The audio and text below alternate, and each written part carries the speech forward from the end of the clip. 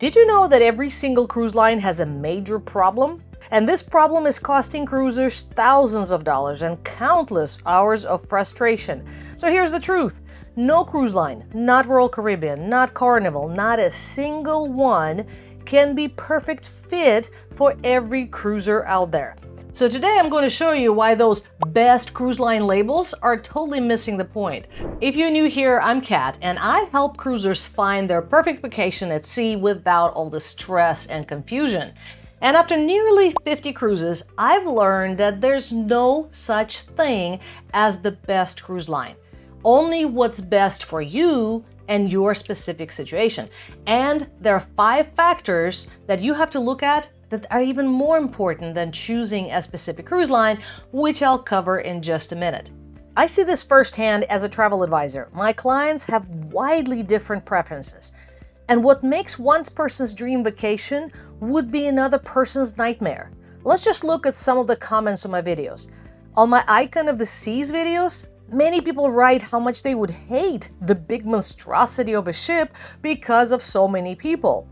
Yet on my Grandeur of the Seas review, quite a few people say that they would be bored on such a small ship with so few activities. And they're all right for them. What's perfect for a first-time cruiser is completely different from what somebody who's been on 50 cruises would enjoy. What works for a family with toddlers would be totally wrong for a couple trying to celebrate their 50th anniversary on a nice leisurely vacation. Speaking of different experiences, even within the same cruise line, ships can offer completely different vibes. Take Royal Caribbean, for example. Last year, we sailed on Grandeur of the Seas, which is the smallest and oldest vessel. And if you haven't seen that video yet, I'll link it up here. I expected it to be quiet, filled with mostly older cruisers. To my surprise, there were a lot of bachelorette parties and girls' trips. It was a completely different experience when we went on Icon, Star, and Utopia of the Seas, Royal's newest mega ships that are basically floating resorts. And I have videos for all of those, so you can check them out here too. These ships are all from the same cruise line, but offering completely different experiences. This is why those blanket statements about which cruise line is best just don't work. It's like saying, what's the best restaurant? Well, it depends. Are you in a mood for Italian? Are you celebrating a special occasion? Are you on a budget? Are you looking for something kid-friendly? Before we move on, let me ask you this. Have you ever been on a cruise that someone else loved, but you did not enjoy? Or vice versa? Drop it in the comments below. I'd love to hear your experience. Instead of stating which cruise line is the best, let's talk about what each one does particularly well. This way you can match your preferences to the right cruise experience. Royal Caribbean excels at innovative ship features and variety. If you want water slides, surf simulators, ice skating rinks, Broadway caliber show all on one ship, Royal Caribbean is hard to beat.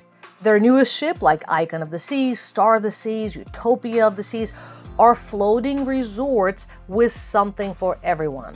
I remember the first time we stepped on Icon of the Seas, it was like walking into a theme park, resort, and entertainment complex all rolled into one vessel. And the sheer number of options was mind-blowing. If you haven't seen my video reviews of Icon-class ships, make sure to check them out. I'll link them here and in the description below. Carnival is known as the fun ships for a reason. They offer this lively atmosphere with great casual dining options. Their entertainment is high energy. They typically offer excellent value for your dollar. So if you want a fun vacation that won't break the bank, Carnival is your choice. Norwegian pioneered freestyle cruising, so no set dining times, no formal nights, and a relaxed atmosphere. They're excellent for people who hate structure on vacation. Norwegian also has the best solo traveler rates and accommodations with their studio cabins and lounges. Their newest ship, Norwegian Aqua, takes this concept even further with more dining options and activities, and I'll have my videos for Norwegian Aqua coming out soon. That was my very first solo cruise in a studio cabin. Princess offers a more traditional cruising experience with focus on destinations. Their ships are elegant without being stuffy. They are the best at Alaska itineraries, and they have great enrichment programs. So if you want a cruise that feels like a cruise, not a theme park, Princess might be your perfect match. Celebrity provides an upscale experience without the ultra-luxury pricing. Their food is consistently excellent, their ships are beautifully designed, and the service is attentive. They're perfect for couples or groups of friends looking for more sophisticated atmosphere without the formality or the cost of luxury lines. MSC brings European flair to cruising with international crews and passengers. They offer some of the best values in cruising right now, especially with their rolled-in drink package promotions. Their ships are stylish with those famous crystal staircases and trendy designs. Their newest ship, MSC World America, was specifically designed to appeal to the North American market. And we sailed on the inaugural sailing of it. It was an amazing cruise, so make sure to check out my video review about it. Holland America focuses on enrichment and tradition. Their ships have excellent live music venues, cooking demonstrations, and destination-focused activities. Now, they do attract a more mature crowd and offer that refined, classic cruising experience. So if you prefer a quieter atmosphere, Holland America could be perfect for you. Virgin Voyages created the adults-only experience that's unlike any other cruise line. They included specialty dining and gratuities and Wi-Fi, even though, as we speak, they're changing that and they're going to be charging different packages for different prices. But with that said, there are no formal nights, the vibe is trendy and modern, yet it might be somewhat risque for some people. If you want a cruise that doesn't feel like a traditional cruise and you're over 18, Virgin offers something truly different. And I can't forget to mention Margaritaville at Sea. Those ships offer a laid-back, island vibe experience at a very accessible price point. They had a rough start with their first ship, Paradise, but they have been working on improvement for the last couple of years. So if you are a Jimmy Buffett fan or just want a quick getaway with the tropical feel, their ships might be worth checking out. They have just announced the details on their third ship that's joining the other two. But here's the most important thing to remember. None of these cruise lines are universally better than the others. They're just different, catering to different preferences and vacation styles. Now, before I share how to actually choose the right cruise, if you're finding this video helpful, please hit that like button. It really helps the channel and I would really appreciate it. So with all these options, how do you actually choose the right cruise and what are the most important things to consider? Well, here's my approach. First, consider your specific trip purpose. Are you planning a family vacation, a romantic getaway, a celebration with friends, a relaxing escape? Each of these might point you towards different options. For example, if you're planning a multi-generational family reunion, you might want a ship with activities for all ages. And that's where something like Royal Caribbean's Icon class, with the variety of pools, slides, and entertainment options would fit the bill. But if you're celebrating a milestone anniversary and you want a romantic experience, then you might want to look at Celebrity or Princess because they'll have more sophisticated atmosphere and excellent dining. Next, think about your travel party. Again, ages, interests, mobility, all matter.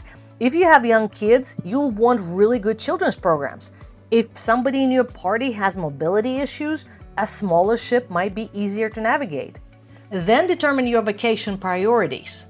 Is dining the most important aspect of your vacation? Is it shows? Is it activities? Or is it just relaxation?